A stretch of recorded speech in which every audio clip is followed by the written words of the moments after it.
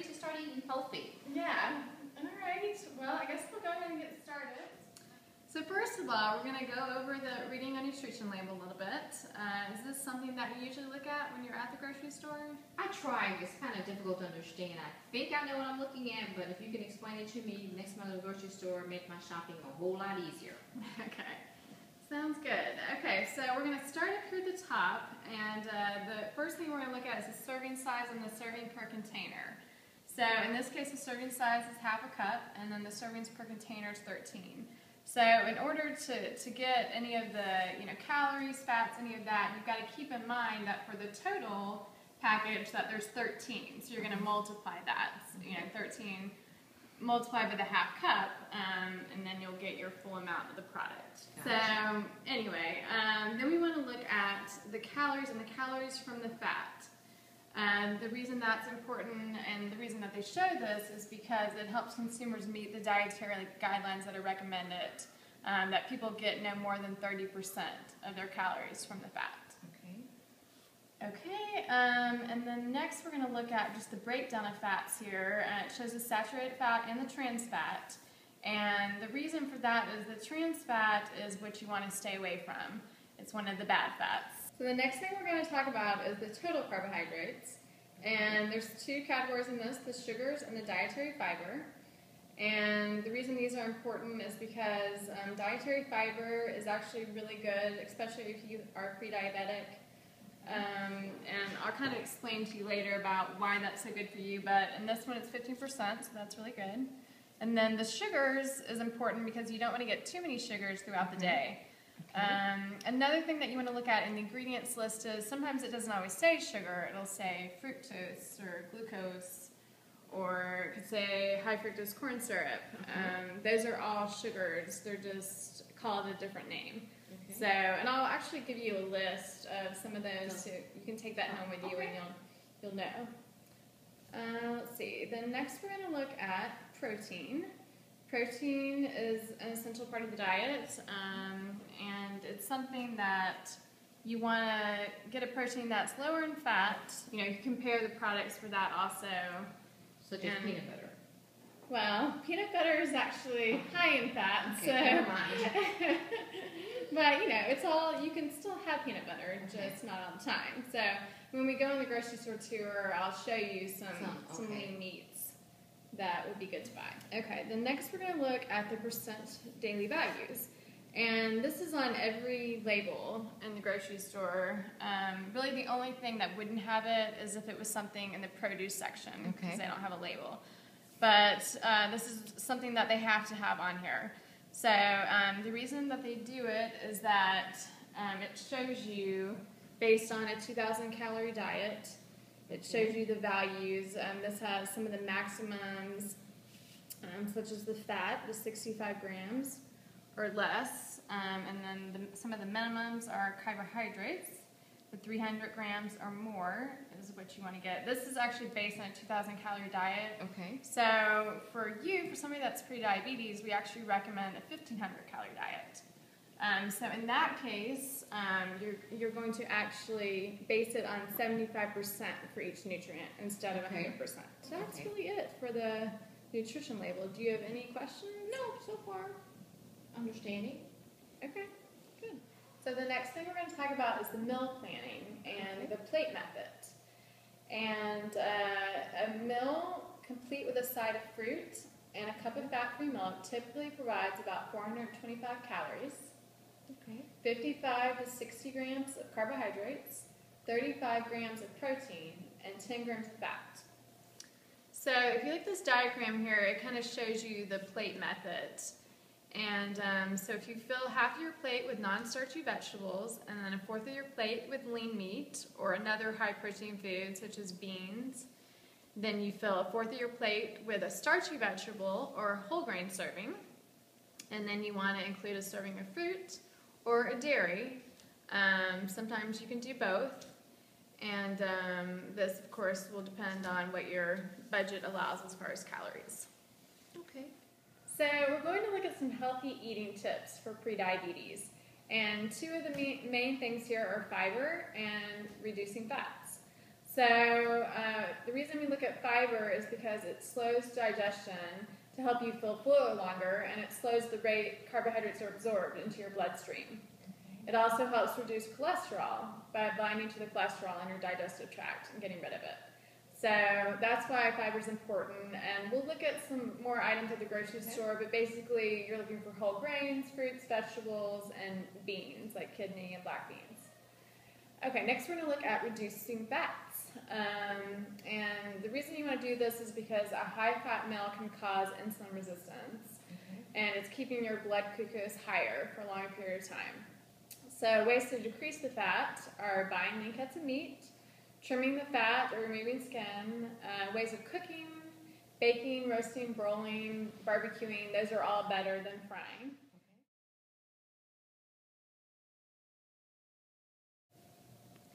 So before we went on this grocery store tour, and when you signed up, I had some foods listed, and you had marked some that you had never tried before.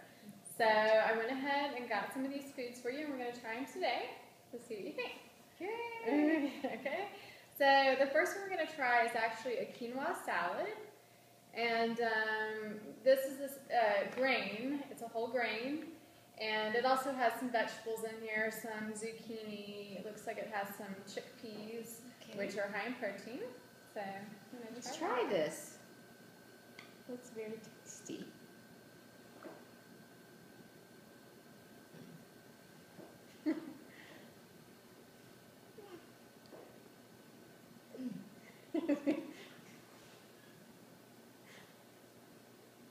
So you're not a big fan.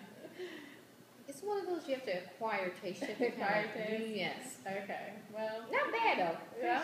Yeah. We're going to try a kale salad. And this is actually a leafy green vegetable that is very good for you. It is low in calories and carbs. It's high in folate. It's also high in beta-carotene, vitamins B2, B6. Copper, magnesium, potassium, zinc, the whole thing. And it's also high in fiber, so it's a really good vegetable for you. Okay. It's pretty good. Yeah? It's pretty good. So that's something that you can maybe include in your diet from now on. And that's also, this is a salad, this is the Asian version that's kind of mixed with some carrots and mushrooms, but you can make your own version of that too. Oh, it's pretty good. All right. So we're in the produce section now, and I'm sure you've been here many times, but this is where all the fruits and vegetables are, which you want to get 5 servings of these daily. So first we're going to look at just some good foods for prediabetes. This is an avocado. Have you ever had avocado before? Yes. Yeah. Okay, so this is a very good one. This one's organic. But they also have ones that are not organic. Next, we're going to look at spinach. This is a leafy green vegetable that's really high in folate, high in iron, so it's definitely a good vegetable to buy. We have the asparagus. Okay. It's also high in fiber. It's also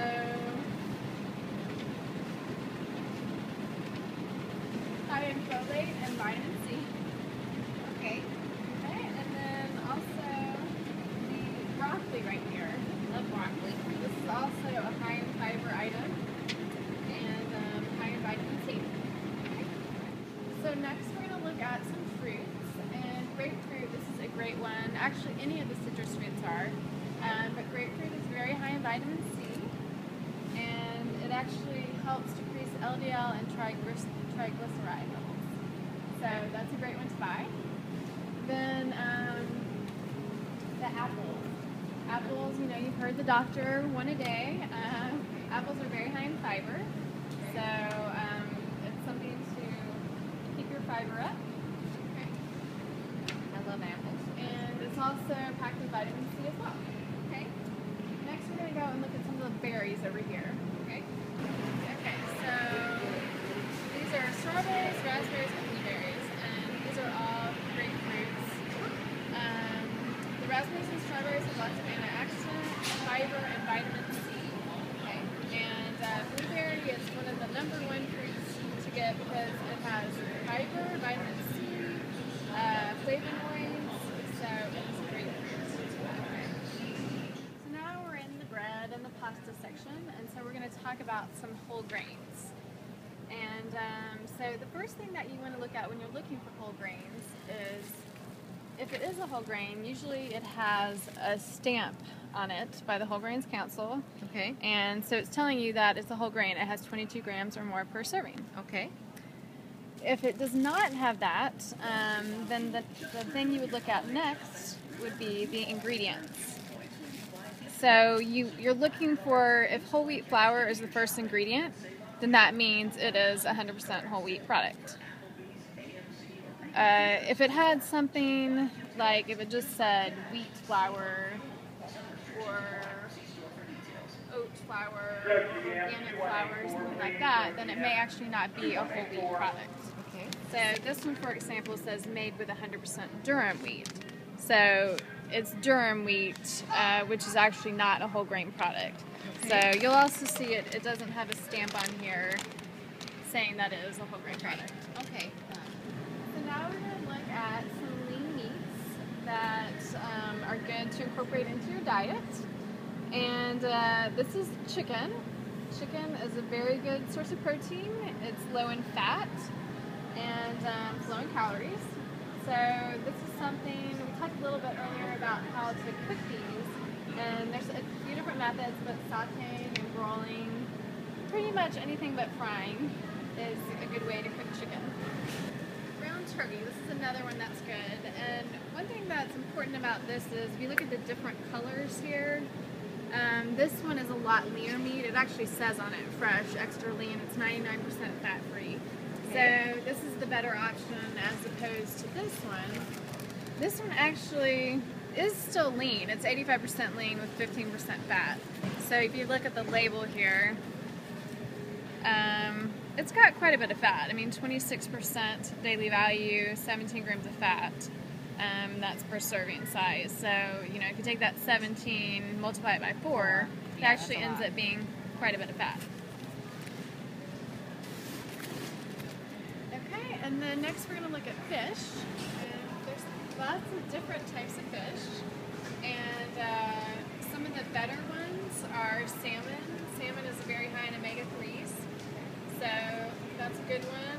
But even tilapia, that one's very low in calories, low in fat. It's a very light fish, and it goes well with a lot of dishes. Now we're going to look at some drink options.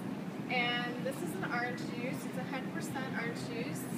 This one's home style. It's got some pulp in it. And this is a good carb. It's considered a good carb because it has lots of vitamins, minerals, and fiber, and it's a nutrient-dense food. So it's got 110 calories per serving. And there's 7 servings per container. This is an example of a bad carb. And this is the Fanta. This is an orange drink. So the same basic premise, except for the first ingredient on this is water and then high fructose corn syrup. So this obviously is not a natural ingredient. High fructose corn syrup is sugar, so if you look at this, you're getting 44 grams of sugar, and that's in one serving. This contains 3.5 servings, so that's a lot of sugar. So that concludes the grocery store tour. Do you have any questions that you want to ask me? No, I learned a lot today. I mean, it was very exciting. I learned I'm going to put it in my everyday habit of eating. Yeah, I'm glad that you enjoyed it, and I'm going to give you some materials to take home with you. This is the list, we call it our no-buy list. So this buy list has a lot of superfoods for diabetes that, a lot of them I showed you in the tour, but that's a take-home for you. And then also a do-not-buy list, which has items that you don't want to keep at your house. So, and then if you have any questions, my contact information's on here, my email address, phone, you can give me a call. Thank you for all the cheat sheet. I enjoyed it. Nice seeing you again. Thank you.